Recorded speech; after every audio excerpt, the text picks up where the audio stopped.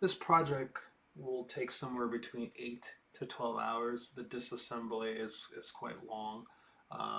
When you first see the transmission, it looks pretty odd. You'll have to clean a lot of grease off, and the second time around it'll be a lot easier. The reassembly was pretty challenging for me because I couldn't find any good resource. I was initially trying to do it off of the parts diagram, but that was like horrible in its resolution quality.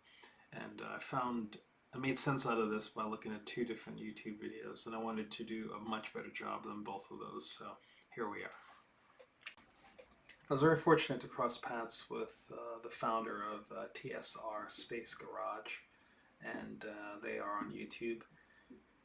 He gave me hints on where to find the higher resolution image of the transmission.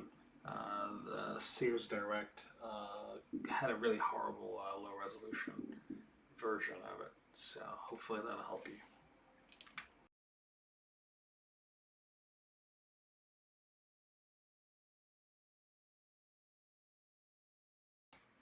This is probably the most important part of the video because I made a big mistake. The groove on this gear has to be facing downwards, and in the orientation that it's presented right now. When I did this first, I had the orientation up, and you'll see in the videos and photos that follow this that it is oriented upwards. And this gear, if in that orientation, will disable the transmission from turning when you want to select neutral, forward, reverse, or forward with the tiller activated. So make sure you have this oriented downwards in the same orientation that I have it right now on the shaft.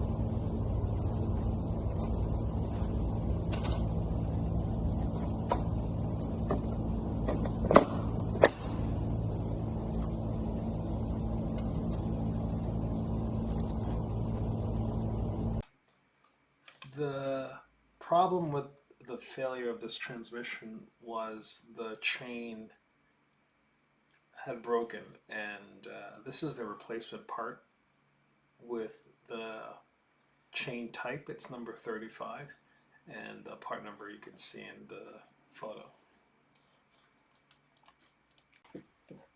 This is the chain that broke. You can count the linkages if you are interested in getting the correct sum of linkages. Also, this chain, upon closer examination, had multiple fractures on it, so it was going to fail in multiple places inevitably. Before you close it up, you want to be very generous with grease on the gears. The gasket that was around the two halves was torn, and I believe that a RTV would be a better solution. So this is the gray RTV, specifically engineered for like oil. So that's what I would recommend. If you look closely, that's what I used in replacement of the gasket.